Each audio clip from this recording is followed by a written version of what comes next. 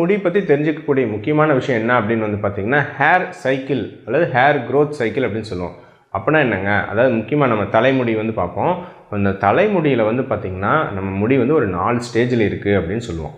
முதல் ஸ்டேஜ் வந்து என்ன அப்படின்னு வந்து பார்த்திங்கன்னா அனஜன் அப்படின்னு சொல்லுவோம். இந்த அனஜன் அப்படிங்கிறது தான் முடியோட வளர்ச்சி நிலையில் உள்ள முடிகள். கிட்டத்தட்ட ஒருத்தரோட தலையில் 85லேருந்து 90% முடிகள் வந்து பார்த்திங்கன்னா இந்த அனஜன் அப்படின்னு சொல்லக்கூடிய வளர்ச்சி நிலையில் தான் இருக்குமா. இது வந்து கிட்டத்தட்ட வளர்ச்சி நிலைங்கிறது ஒரு முடிக்கு கிட்டத்தட்ட 2லேருந்து 6 வருஷம் இந்த வளர்ச்சி நிலை இருக்கும். ரெண்டாவது கெட்டாஜன். கெட்டாஜன்கிறது என்ன அப்படின்னு வந்து பார்த்திங்கன்னா நம்ம முடி வந்து வளர்ச்சி நிலை முடிஞ்சு அது தானாக வந்து பார்த்திங்கன்னா இன்வெல்யூட்ரி ஃபேஸ், அது வந்து சுருங்க ஆரம்பிக்கும், வளர்ச்சி நிலையில் நிற்க ஆரம்பிக்கும் அப்படின்னு சொல்லுவாங்க. இது வந்து வெறும் 2லேருந்து 3 வாரங்கள் தான். இது வந்து ரொம்ப கம்மி, ஒரு 1% 2% முடிகள் தான் இந்த ஸ்டேஜில் இருக்கும்.